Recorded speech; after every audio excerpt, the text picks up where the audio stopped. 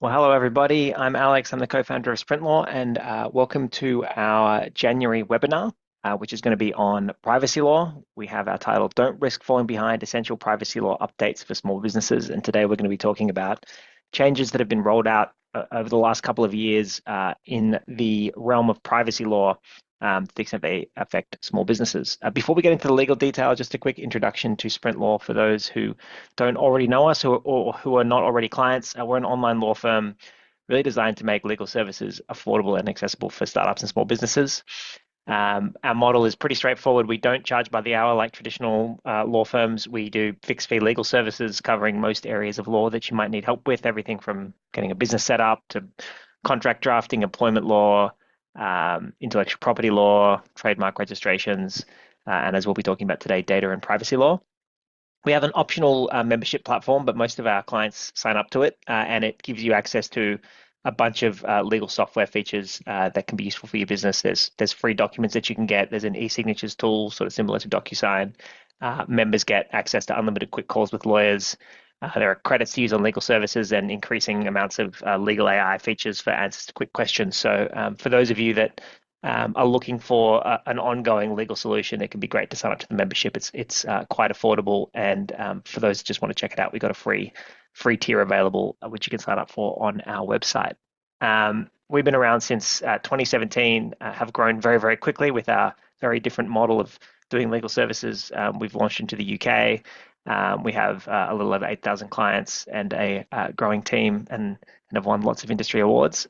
And To the extent that anyone finds themselves looking for more specific advice on privacy law services or needs privacy documents off the back of this webinar, you can book a free call with our team or just reach out via the website. If you mention you attended the webinar, we'll do some discounts on these privacy related services.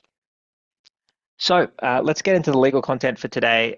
We'll be talking a little bit about recent changes that have happened over the last couple of years to privacy laws in Australia, some of which have accelerated even in the last 6 months in terms of coming into force and being rolled out, and changes that may be coming soon. So these are things that you'd want to be aware of as a small business. The law is changing in this area, and it's becoming a bigger part of if you're operating any kind of business. The compliance things that you need to be aware of. So we'll talk about what's changed and what's new. We'll then go through more in general, what are your actual legal obligations? What do you need to do? What do you need to be thinking about? What documents might you need to put in place? What happens if something goes wrong? And then finally, we'll talk about sort of the non-legal things we also might suggest that you look into to manage privacy risks. As I'm going through, do feel free to drop questions in the chat. We may have a little bit of time at the end, but I don't mind answering questions kind of as we're talking about the topic. So Zoom's got a Q&A feature, and I'll be keeping an eye on it if you want to drop some questions in there along the way. So let's start with talking about what's happened recently in the world of privacy that may affect businesses. Well, people may remember in Australia a few years ago, we had two major data breaches. Medibank and Optus were both subject to cyber criminals stealing people's personal information, which affected a lot of Australians. That big incident, as well as trends that have been happening around the world in the UK, the GDPR, which is a UK EU data protection regulation, that was rolled out in 2018 with many seeing that as setting a new standard in an era where there's increasing social media, increasing tracking of people's personal information, a new global standard for how privacy should be regulated. Australia did not at that time make explicit changes to follow in the footsteps of what was rolled out in the EU and the UK, but there has been talk for many years, really since 2017 through to 2022, that the Australian Act needs to be updated to be closer to in line with what's been happening in the Europe and the UK and other jurisdictions around the world. California has a CCPA, Brazil introduced some progressive privacy laws, have been slowly raising the standards of compliance for businesses. So it's got a bit of a long history, but certainly what happened with Medibank and Optus led the regulators to accelerate what they were doing. So, in 2023, there was a big review of the privacy regulations in Australia, really designed to address these issues that the Privacy Act 1988, as the name might suggest, was a little outdated and not really suitable for the digital age. Now, of course, that act had been amended and updated over time, but in general, it was still seen to be not really fit for purpose with the way that you know, business practices have been changing. So off the back of that 2023 review, there was 116 suggested changes to privacy laws, which is many changes, and not all of them have been rolled out, but the government accepted in principle the vast majority of those changes. In 2024, they rolled out the first batch of the proposals, and so we've had some changes to law that were passed into law in 2024 and came into effect in 2025. And it's expected that quite a lot more of the proposals are also going to come into force. They're not confirmed, but it's thought that sometime this year in 2026, we're going to see another big batch of changes. And we have a sense of what they may be, because again, they're off the back of these already sort of written proposals. So as you can see, we're in an era of change for privacy law in Australia, and there are new laws that are already in place, which you definitely want to be aware of. And also, it's good to know what's coming so you can be sort of prepared for what may happen over the next couple of years. So what has actually changed? Well, I'll just quickly go through the big changes that were passed in 2024 and which have come into force in 2025. So we now have something called the tort for serious invasions of privacy, which is a fairly jargony name for a legal sort of concept. But what it means is that individuals now have the right to sue businesses and others for serious invasions of privacy without being limited to a few areas of the Privacy Act under which they could previously make claims. So, previously, if you were an individual and you didn't like how a business handled your personal information, in most cases, you'd need to simply just complain to the regulator, the OAIC, and hope that they would do something. And oftentimes, they wouldn't, because they had limited time, limited bandwidth, and may not bother going after smaller businesses.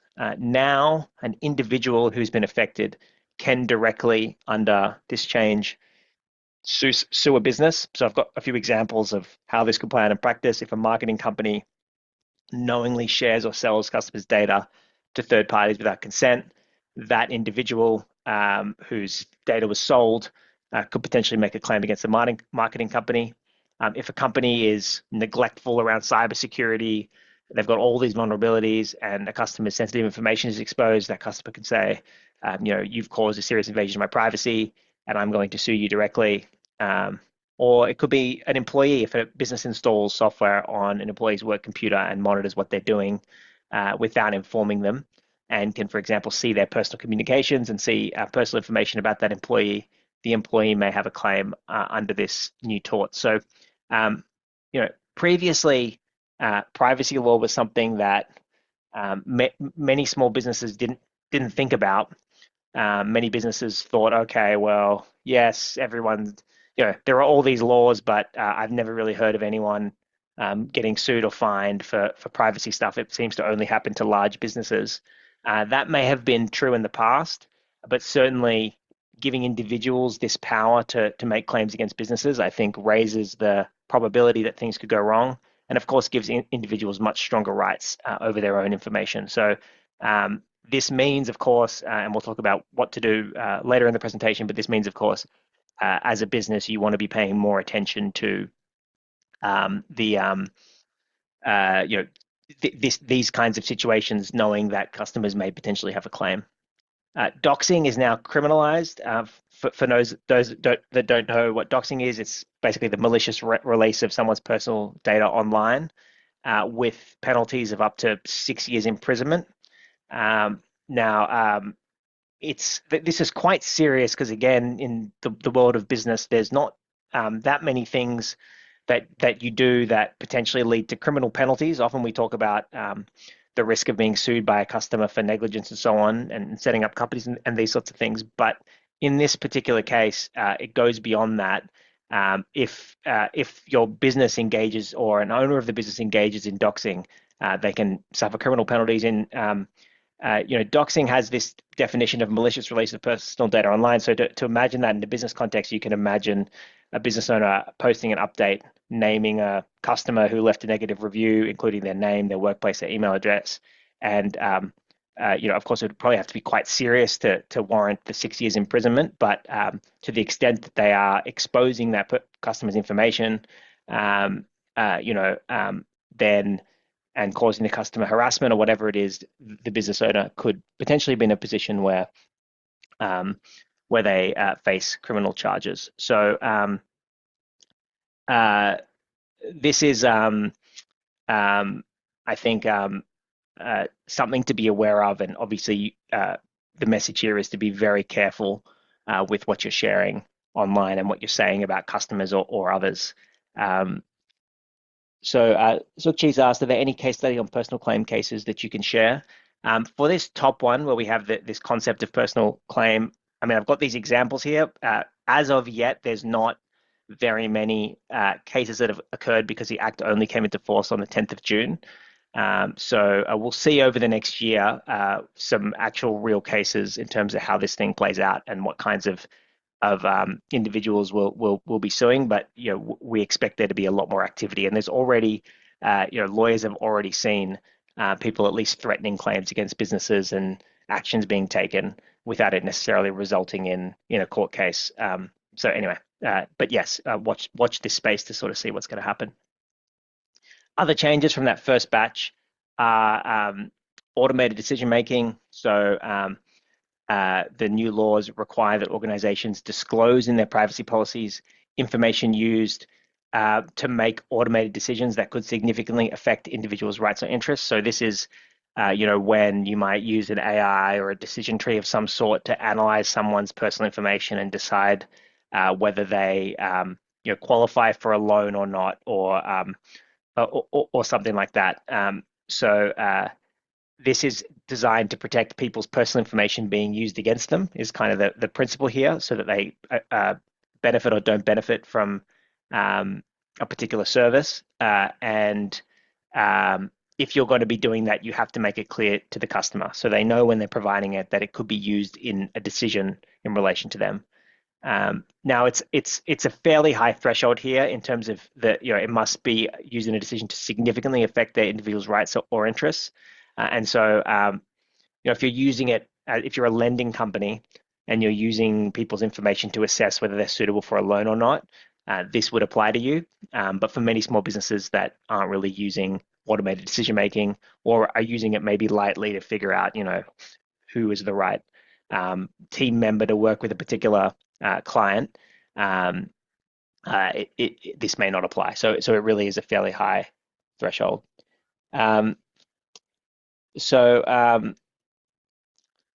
Children's online privacy. There's a requirement under the Act that requires a development of a children's online privacy code, which is expected in September 2026, which is designed to better protect minors' privacy online. So to the extent that you're collecting children's personal information, there are going to be, and haven't been released yet, additional requirements of what you have to do and what you have to say. So if any of you are running businesses that involve children, this is worth keeping an eye on. And again, as soon as the code comes into force, which it hasn't yet, you may need to comply with the code, take extra steps likely to protect their information, be extra clear, get parental consent, etc. These are the sorts of requirements that are expected to be in the Children's Online Privacy Code. So again, we've got an example there of an edtech startup that is collecting names and information of children, and may need to make sure they've got proper procedures to get parental consent and so on. One of the big enforcements, one of the big changes as well is to the enforcement and penalty powers of the regulator, the OAIC. And there was already an upgrade to their powers in 2022 because OAIC had been seen to, whilst it had a broad remit, really not have the authority or the funding to actually go and enforce the Privacy Act. And some studies had shown that there was lots and lots of issues with businesses breaching privacy laws, and the OAIC just not having the bandwidth or the ability to find out about it and go after businesses. So uh, they've been given a lot more powers, and they are now able to issue really significant fines of up to $50 million. And they have the requirements. I mean, they have the ability to get more information about what businesses are doing, including working with other agencies. So we've got an example here. An e-commerce business suffers a data breach. They're hacked. Names, addresses, payment details are leaked. Now the OAIC can more proactively go in there, investigate the business, and say you must fix your systems within a certain time frame. And if the business doesn't fix the systems, penalties can then be issued. And even though it's unlikely that a small business will be fined, 50 million, even smaller fines, 100,000, 500,000, could severely impact a small business. And we've seen in Europe where there's the GDPR and the UK regulator, the ICO, has been given these stronger enforcement rights. There's been many examples of small businesses being hit with fines of £200,000, £300,000, which have been business ending for them. So just because you're a small business, that doesn't mean you shouldn't. And you may think, oh, the 50 million is not intended for me. Doesn't mean you couldn't be hit with a substantial fine. And one of the interesting recent releases off the back of this enforcement power that the OAIC published in December 2025 was basically stating that this year the OAIC is going to be beginning its first ever compliance sweep, and it's going to be conducting a targeted review of selected businesses' privacy policies to ensure they meet the criteria. So we're already seeing this increased enforcement action, and they're basically going to go out there from January, like this month, and look at certain businesses, particularly those that are collecting information in person. And they've specified industries they're targeting to begin with: rental and property, chemists and pharmacists, licensed venues, car rental companies, car dealerships. They're focused on in-person privacy, which again, we'll talk about a little what's required in a moment. But those businesses that are collecting people's personal information in person and then doing stuff with it and not properly explaining what they're doing with the information could suffer fines and penalties. So again, many of these may be smaller businesses, and this gives you a flavor for what we might see in terms of the regulator taking on taking additional steps to enforce these new laws. So that's what's already in force. We've got this new tort for serious invasions of privacy. We've got doxing. We've got automated decision making, children's online privacy, which is not technically enforced yet because we haven't got the code, and then the increased enforcement action. These are not in force yet, but are expected for some time this year. And again, these are sort of the key other changes off the back of that 2023 review that I mentioned earlier. One of the big ones is the removal of the small business exemption. So we'll talk about this again in a bit more detail, but in general, if you were a small business with turnover of under $3 million, you had reduced privacy obligations. The Privacy Act had a fairly wide exemption, which basically said that if you're a small business with under 3 million in turnover, and provided you don't do these other things, such as collect health information, sensitive information, or sell personal information, et cetera, there's a few exemptions. But otherwise, for most small businesses, compliance with the Privacy Act was optional. So you didn't have to comply with many of the provisions around privacy laws. That was quite a wide exemption, and it was thought that it's too expensive for small businesses to do privacy compliance. So we'll give them an exemption to allow them to continue to operate. As more and more small businesses are able to expand online, collect more and more personal information, it is the case that small businesses actually represent one of the highest risk groups in terms of holding people's personal information. May not be able to, if they don't take steps, ensure that information isn't leaked. And so this kind of exemption was abolished under the GDPR in the UK, and it's been debated a lot in Australia, and it looks like it's going to be abolished this year.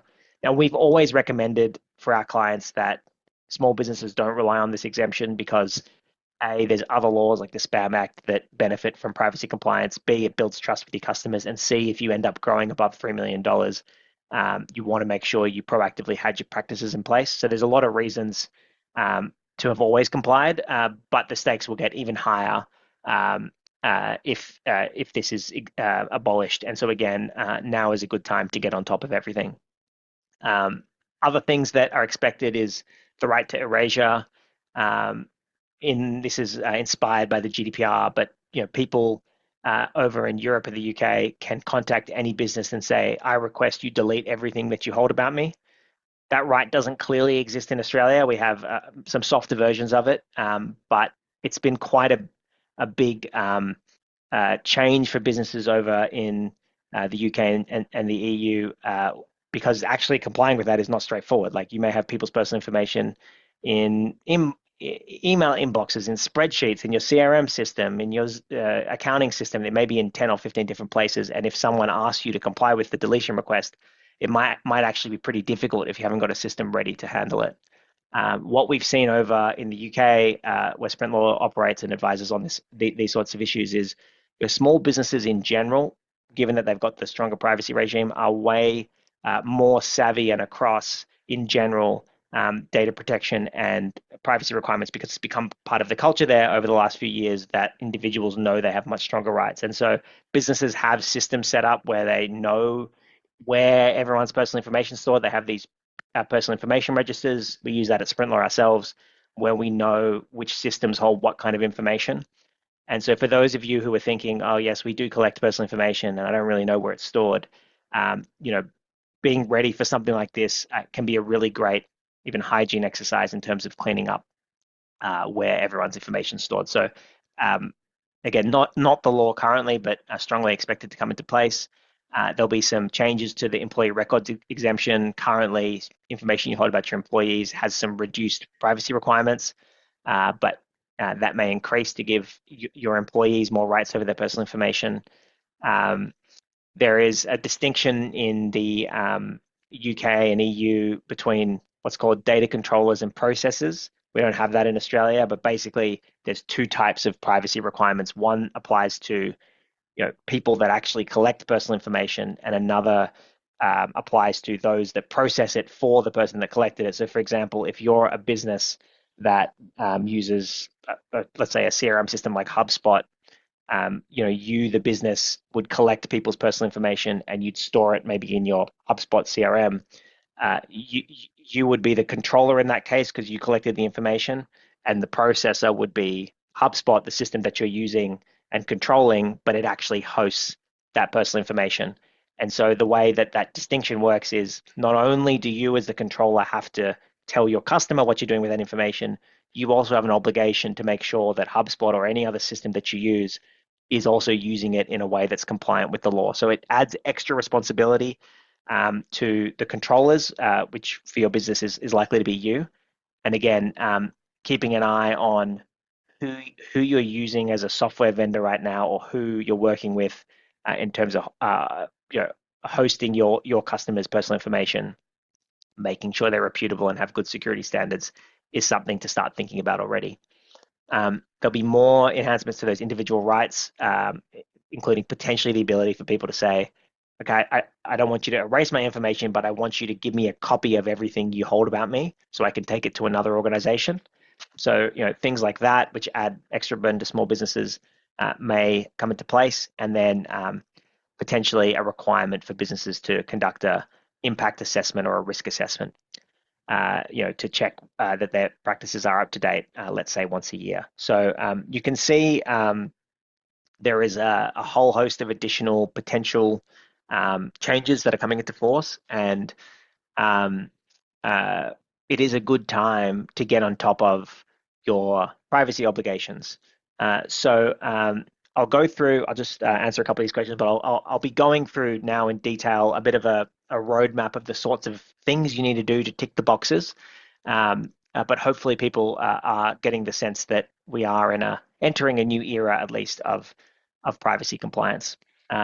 So just turning to the Q&A, I can see Joe's asked, the tort for serious invasions of privacy before June 25, has it been tested in court? I think I answered that one earlier. So there wasn't a tort for serious invasions of privacy before then.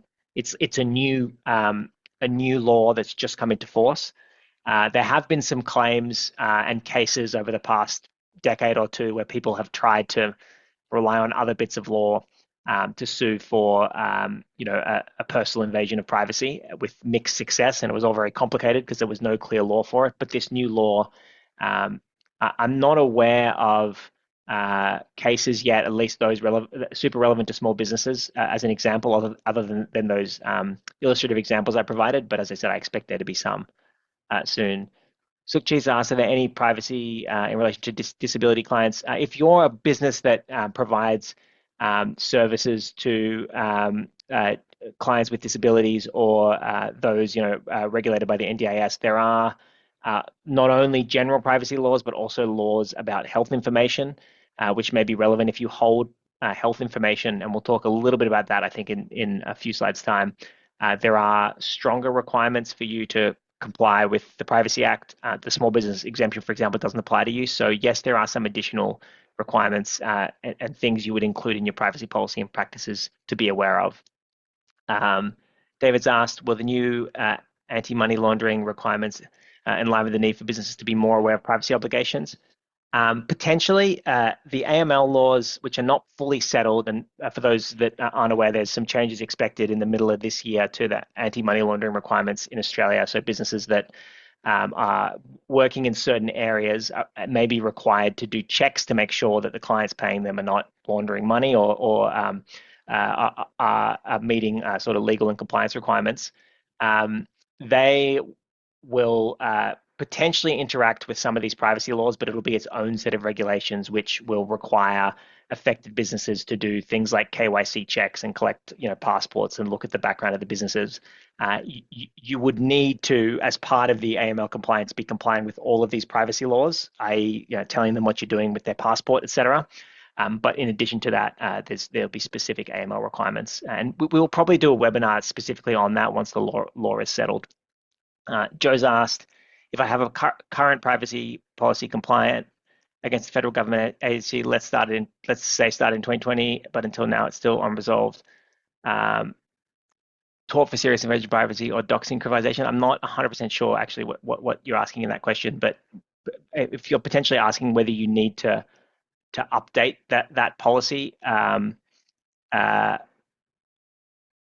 not really sure. I can see you've asked a couple of questions. Maybe if you can clarify, and I'll come back to that. That'd be helpful. So now let's talk on what are your actual legal obligations. We've talked a little bit about what the stakes are of making sure that you are on top of your data protection and privacy law requirements. But now what do you actually have to do? Well, I think it's worth thinking about what you need to do from a legal perspective in 3 buckets. A, general privacy compliance. What do I need to do now to make sure I've got all the boxes ticked, I've got the documents I need in place to make sure I'm complying. B, what happens if there's a data breach?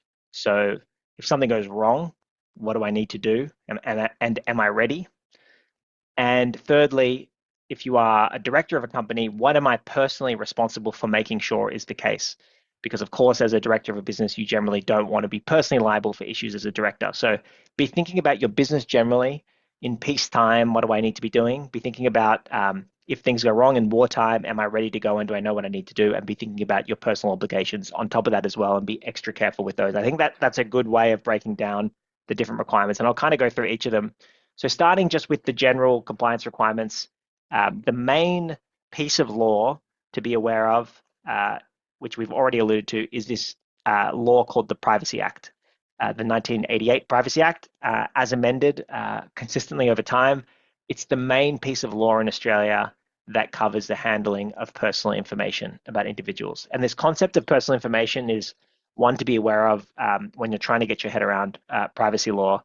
Privacy law is generally all about personal information. Personal information is pieces of information that you can use to identify a person. So we're talking about their name, their phone number, their email address, any piece of information which you can look at and you can go, okay, it's that person. As soon as you're holding that person about that information about an individual, you're now in the realm of holding their personal information.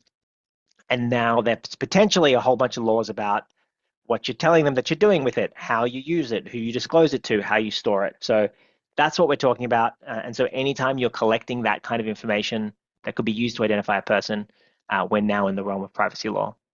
Currently, as the law stands, you want to know, of course, if this act, the main piece of law, applies to your small business. So there's a few questions. Are you handling personal information? The answer for nearly every business is yes. They have someone's name details. Is your business turning over $3 million or less? Unless you are in one of those exempted categories I mentioned earlier. As I said, if you are under 3 million, compliance is actually optional unless you have health information, sensitive information, you're selling personal information. There's about 6 or 7 exemptions to that, which do apply to a lot of businesses. But if you're under 3 mil, the compliance becomes optional, not essential. And do you handle special categories of information? Which I've just mentioned there, sensitive information, tax file numbers, government-related identifiers, credit card numbers. And then finally, do you have a particular act or practice that is exempt from the Privacy Act we mentioned earlier? If the only personal information you're handling is like employee records, then currently there's some exemptions for that under the Privacy Act, although they may be abolished. So this is kind of the sense of who it would apply to. Largely for small businesses, it's about that $3 million test. And if you're under 3 million, you're then asking, do I have this specially sensitive information? And if the answer to that's no, currently your privacy obligations are reduced.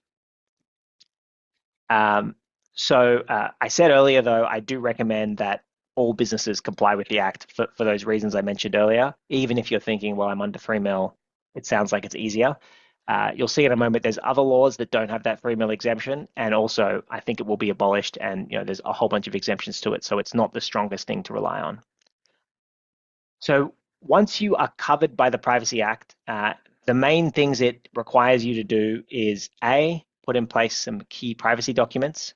B, if you are breached in certain circumstances, notify the regulator that you have been breached and notify affected people. C, be ready to respond to requests for personal information from people who might say, what are you holding about me? What are you doing it? And D, taking some non-legal steps such as cybersecurity or cyber insurance and those sorts of things to make sure that you're putting steps in place to protect your business and comply with the Act. In terms of what you need in like documents and policies, it would be nice if the Privacy Act said, here are the 5 things you need to do. But unfortunately, or fortunately, depending on whether you like the way that it was drafted, the privacy law takes what's called a principles-based approach to privacy law. And it says that essentially, businesses must manage people's personal information with these principles in mind. They must be open and transparent. They must keep things anonymous in certain circumstances. They must be clear about when they're collecting it. They must notify them when they're doing it. They must be careful on the way they use and disclose it. If they're sending it overseas, they must take certain steps and so on. So there's a lot of different principles which are fleshed out, but there's not clearly a list of things you can do to tick the boxes. And if you're found to be holding the personal information not in accordance with the principles, that's when you're potentially breaching the Act. So it all sounds very fuzzy. It sounds like you're always going to be at risk of their potentially not complying with these principles. Fortunately, we've had enough years of this Act existing and enough specificity from the regulator that there is a pretty clear set of documents and procedures that you can put in place to pretty well tick those different principles. So I've got a table here that shows you the different principles, what the law says. In some cases, the law does mention a document. In other cases, it doesn't. And then the main document that you would need. And so really, we can focus on this area here as a sort of to-do list. If you are a small business wanting to comply with the Privacy Act, you need a privacy policy, which must set out why you are collecting people's personal information, what you're doing with it, who you might share it with, and get them to consent to it. And then you need a privacy collection notice, which is at the point that you collect that personal information, you need to draw their attention to the privacy policy and let them know what you're doing with it. A collection notice is not like a separate long document, although it can be. It's usually just, for example, on your website form, you would have, name, email, phone number, message. You'd have a little notice there, which is a collection notice. We will handle your information in accordance with our privacy policy linked here when you provide it to us. And then, they'll tick the box, they'll submit it, and you've got the collection notice, which was that little message, and then the privacy policy. Now, so that's what we mean by the two mandatory components. Now, the collection notice, if it's done in person, and for those of you that are running in-person businesses, or you operate on a premise, or you're meeting clients on a premises, your privacy policy, if it's like hyperlinked onto the internet, it might not be that visible to the person. And if you're not giving them a collection notice, when you ask them to fill in an onboarding form or whatever, um, you might not be ticking these boxes. And so best practice for those of you that collect information in person is actually to have a statement on the document itself. And you sometimes see this for those of you that maybe have gone to, I don't know, a medical appointment or seen a physiotherapist. Oftentimes they'll have an onboarding form. And if they have good privacy practices, they'll have a page on there saying, here's what I'm doing with the information. Here's why we're collecting it. And here's our policy. And that is really the collection notice, and then the link into the policy. And it's a bit more substantive in person because people can't just click a button and read the policy. And the reason I specifically mentioned that is because, as I said earlier, the first sweep that we're seeing the regulator do is targeted at businesses that collect information in person. So, when you go to those open houses and the real estate agents are asking for your details, if they are not providing a privacy collection notice or privacy policy, they may be in breach of these laws. And so if you're running a business like that, you want to be revising your practices and not just quickly getting people's phone numbers without telling people what you're going to be doing with it. And there's obviously been reports of businesses like these using people's information for all kinds of purposes without informing them. So it is important, online it can be a little simpler to have the collection notice and privacy policy, but if you're doing it in person, you want to make sure you have really taken those extra steps. So those are the two big things. There's a suite of other documents that we recommend. Otherwise, you risk potentially not ticking the box for compliance with APP, which is the privacy principles 6, 7, 8, 11, 12. We recommend privacy impact assessment. So the legal requirement is that you're only allowed to actually use the personal information for the purpose it was collected for. So, if you tell someone when you inquire through your website, we'll give you a call to talk about the services that you're inquiring about. Then you start using it for marketing purposes, or you start selling it to a partner or whatever it is, or sharing it with others. They never consented for you to use it that way, and therefore you could be breaching this principle. And many businesses don't realize that they're doing this. And we recommend that you actually create a document called a privacy impact assessment, which looks at the way your business operates and records all your different practices and how you are making sure that information is only being used for the purpose in which it was collected. And if you can, obviously, the OAIC comes and audits you and says, show us your privacy practices. You can say, okay, we've got a policy, we've got a collection notice, and we have this document here, which has a set of procedures showing how we make sure that we're ticking the box of our policy and collection notice. It will be a big tick for compliance. It's not mandatory. It doesn't say in the Act you must do a privacy impact assessment, at least not at the moment. But it's a really good way of complying with this requirement that you actually do what you say you're going to do in that policy. For those of you that do direct marketing, so that might be door selling or telemarketing, you have some very clear requirements to make sure that the information that you're using to contact people has been consented to. If you're working with overseas subcontractors, you're sharing information overseas, you're required currently under the law to take reasonable steps to make sure they're not breaching the privacy laws, sort of vaguely defined.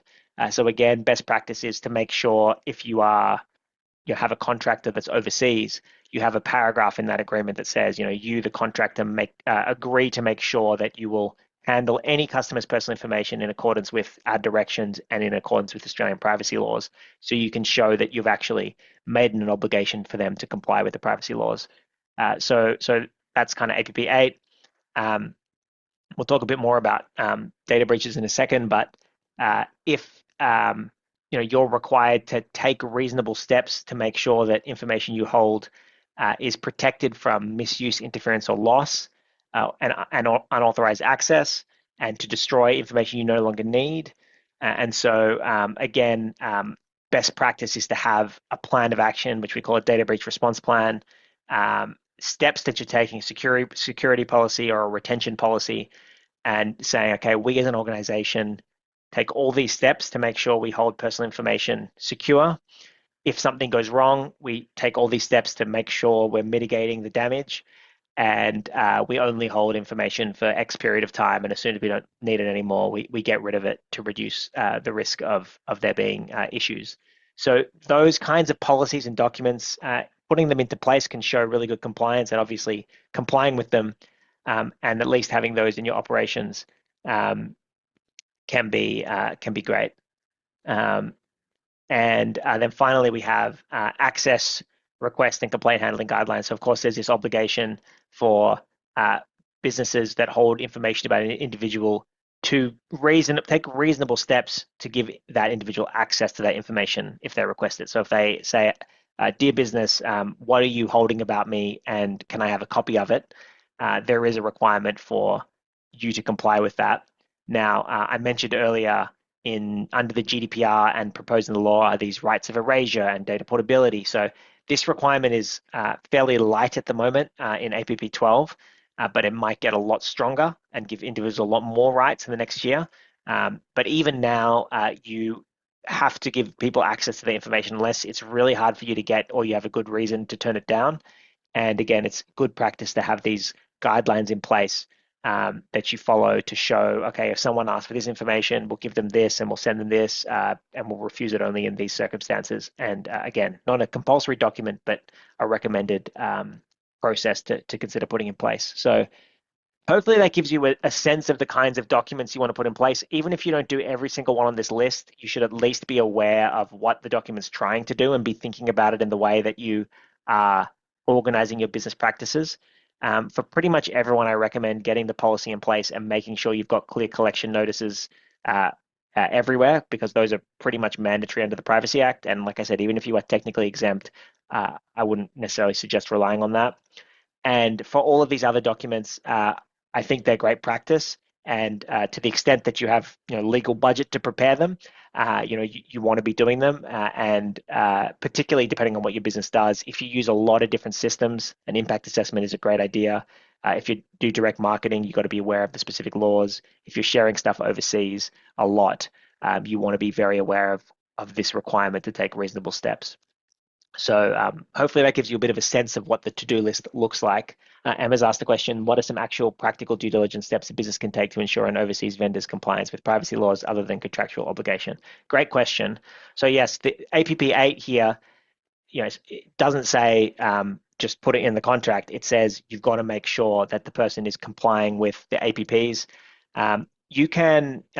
Big companies who have teams that are on top of this do best practice, which is they do an actual due diligence and they ask for copies of any security policies that the vendor has. They ask for a list of systems that they may use, etc., and will follow a process and do a risk rating for each vendor.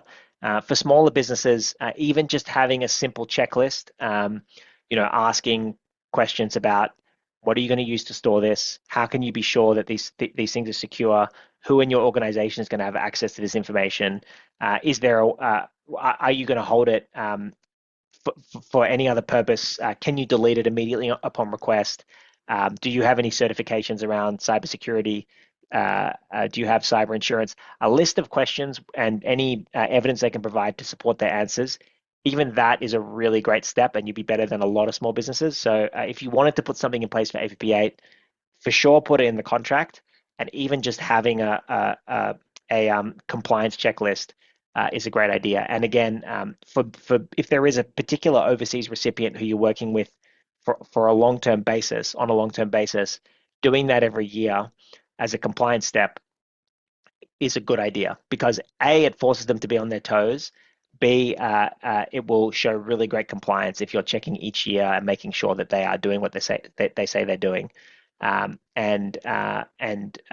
course, organizations can start off having great practices, but they may degrade over time. And if you only checked at the time of signing up, that may not be seen to be taking reasonable steps, if that makes sense. So hopefully that gives you a little bit of a sense.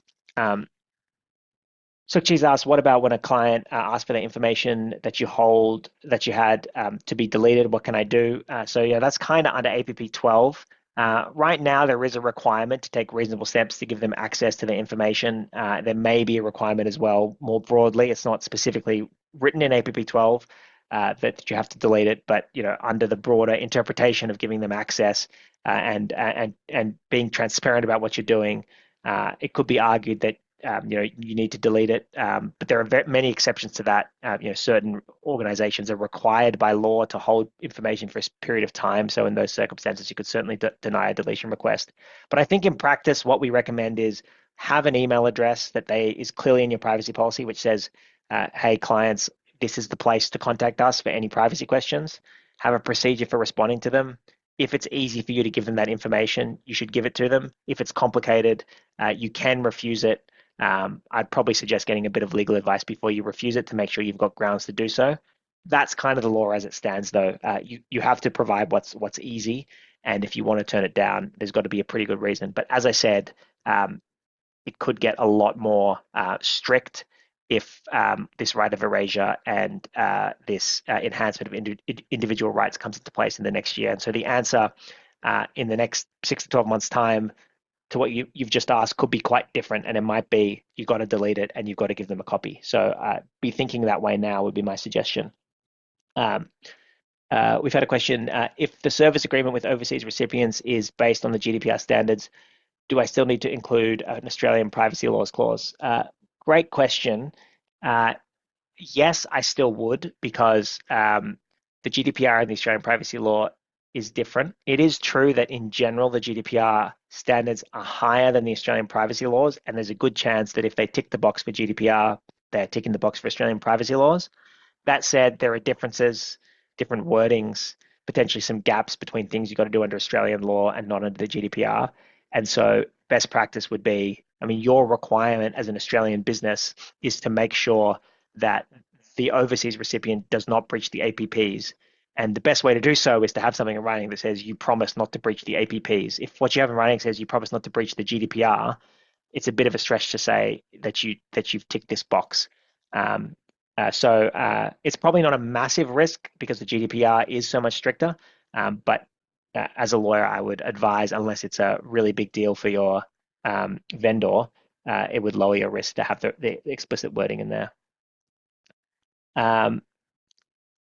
Yeah, Joe's asked a fairly specific question, so I might deal with that one at the end. We can just leave it there. And what about when an overseas vendor is a multinational, take it or leave it type of vendor and will not give any Australian privacy compliance information?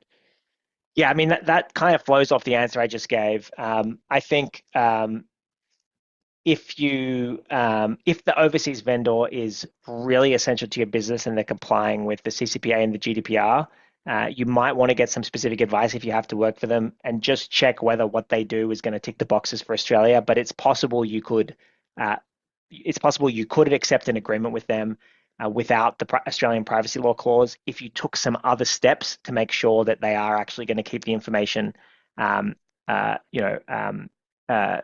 accordance with the APPs. Even if they won't agree to it in writing, if you take steps to satisfy yourself, it could be possible to agree to that deal, and certainly that may happen in practice.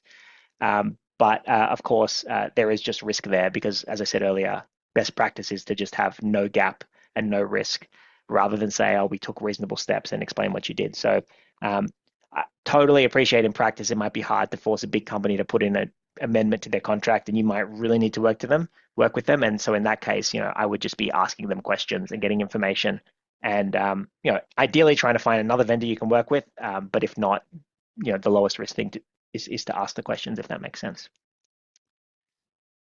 Okay, so we've talked about the Privacy Act. We've talked about the key documents. It's worth mentioning that in addition to this Privacy Act that covers personal information in general, there are a bunch of other laws that are not called the Privacy Act. Some of them are state-based, some of them are federal, that also cover privacy related things. I mention them because lots of them don't have any exemptions for small businesses, which is why I come back to the point that if you are a small business, yes, maybe you have this loophole under the Privacy Act for now, but the privacy policy actually helps tick a lot of boxes under other laws too. And so it is still a great thing to have. There are industry specific laws. If you are dealing with children's personal information, there is already laws, for example, in New South Wales, that cover what you can do with that information under the Child and Young Persons Act. Anyone that does email marketing, which is most businesses, there's the Spam Act, which does not have an exemption for small businesses. You cannot send unsolicited commercial messages without consent.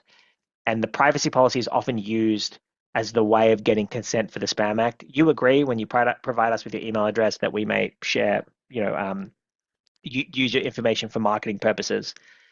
If you get that consent, you can now do email marketing. If you don't have that consent, it becomes a bit fuzzier as to whether you can do email marketing. You need to rely on some other reasons why you can contact them, such as saying it's a public email address or I have inferred consent. So privacy policy really does help with email marketing. For those of you that do direct marketing on the phone, there's the Do Not Call Register Act. If someone's on that, you can't call them. There's employee surveillance laws. You can't surveil your employees' activities without getting their consent. There's different laws in different states, but many of them basically say that, and the same with phone conversations. You need to be clear. This call may be recorded for quality and training purposes, that message, if you are going to be recording phone conversations, which again is a bit broader than personal information, but also is sort of about the same topic. So you also want to be, if you're doing any of these kinds of activities, you also want to be aware of these laws. And again, if in doubt, do check with a lawyer before you engage in these activities to make sure that you're complying with the relevant laws. So that's your day-to-day compliance, getting those documents in place and being aware of what you need to do in those various circumstances. We have notifiable data breaches now as well. I just want to turn to wartime. What happens if your business is subject to a cyber attack? Someone steals your customer's personal information, threatens to leak it, tries to or does leak it. What is it that you need to do? Well, the Privacy Act has a whole section about notifiable data breaches. Now, again, there is this exemption for small businesses, some lighter requirements. I still think everyone should comply with it anyway. And again, it may be abolished. But the steps that you need to take are as follows. If this happens, step one is to take all steps that you reasonably can to stop the breach, to lock down whatever server has been hacked into, to shut down any ability for others to get in. Secondly, you've got to assess who was affected. Use your best endeavors to figure out the list of customers that were affected. Thirdly, if there is a substantial risk of harm to the affected individuals, i.e., it's very possible that this information could be used against them, you're required to notify the regulator and the affected individuals. There are some complex requirements if you can't figure out who was affected as to what you may have to do, but there's a notification requirement. And then finally, you've got to review all of your practices to make sure this doesn't happen again. If you take all of those steps, it will reduce the likelihood that you get fined and reduce your potential liability to those affected, because you can say, look, this was the act of a malicious third party. We took all steps we could to contain, assess, notify, and review. So we did our best when it happened to us. Now, you may not completely wipe your liability if you were extremely negligent before, and that's what caused it to happen. So you also want to be protective. But if you took reasonable steps before and you took reasonable steps after following this process, then you can really reduce your liability. So you want to be ready if this happens. Pretty much every person running a business, I think, should at least be aware that there are some quick actions that you may need to take if this happens to you. And this is the kind of 4-step process. But of course, you should be looking at getting advice as soon as it happens, if it does happen. And finally, just on the access request process, I mentioned this already, but I think it's a really great idea to have a dedicated email address or a dedicated position where if anyone has information about privacy, whether it's a customer or anyone in your organization, that they know, okay, I go to this person or this email address, and they will follow this process. And there are laws around how you deal with complaints from people about what you're doing with the information. As long as they make it in writing, you've got to respond within a reasonable time. And if you don't, they can start complaining to the regulators about you. So again, you want to make sure that you've got a place where they can complain and you're responding to any complaints that come through. And then I think we had this question earlier, but can you refuse their request only if there's a good reason to do so? And you got to be very clear about it in your response to them. So those are, I think, a little bit of a sense of access and what to do in the case of a data breach. In addition, of course, to the legal steps where take these steps to complain and notify people, there's a whole host of non-legal things that we recommend you do. Many of them people will be aware of almost from a common sense perspective, but to draw your attention to them, I think it's a really good idea to get cyber insurance if you can afford it. Most good cyber insurers these days, in the process of getting insurance, they ask you a whole ton of questions and ask you to put a whole ton of procedures in place that by the time you've taken out the cyber insurance policy, you actually will have ticked a lot of the boxes for compliance, and you'll be showing that you're taking reasonable steps to protect people's personal information. I would suggest people get cybersecurity people to do reviews of their system to find obvious leaks. If you run a software company, you can get a pen test. If you are just using different SaaS tools or whatever it is, it's still a good idea to get someone in to have a look at all your systems and tell you where there's any vulnerabilities, tell you, where you might need extra authentication. PII registers, I touched on them earlier. Having a central source document where where all the personal information in your organization is held. We have at Sprintlaw, a table of all the systems that we use, and then we say, oh, this one has people's names and emails, this one just has their names, this one has their, other sorts of details. And so we know where the information is, and we take steps to reduce the number of places where information is and make sure that it's clean over time. It's not hard to do, and it can be a really great way to reduce your risk. Security training for your employees, stop against phishing scams and ransomware attacks is a really great idea. And just having these policies and processes internally, all of these things reduce the risk of there being an issue with personal information. And most of the time for your business, something's going to go wrong where personal information is leaked and someone's affected, and you're going to wish that you took those upfront steps, if that makes sense. So hopefully that gives people a really good introduction for the sorts of things that you may want to be doing to comply with privacy laws. We're just at the hour. I'll answer Joe's question and any other questions people want to post now. I'm happy to stick around for a few minutes.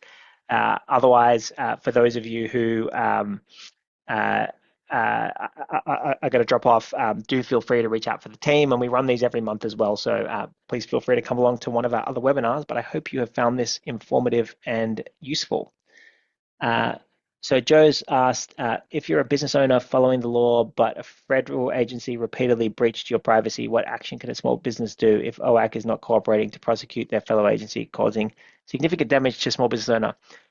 That sounds pretty specific, and maybe a specific case. So you probably need to get some specific advice on that topic because it would depend on the situation. There may be an ability with this new tort, which gives individuals direct claims against businesses in that kind of circumstance, which again, it might have been more difficult prior to that law coming out. So potentially you can make a direct claim against the agency or the organization. But again, I'd encourage you to get some specific advice on that topic because it will very much turn on the facts, what was done, whether they comply with the law, and sort of what you can do. So yeah, it sounds like a piece for advice. Any other questions? And Joe, if you want to reach out to our team, we can potentially put you in touch with a lawyer that specializes in this area. Any other questions on anything that was covered? Okay, fantastic. Well, thank you all so much. And again, I hope you enjoyed this, and I'll see you all next time.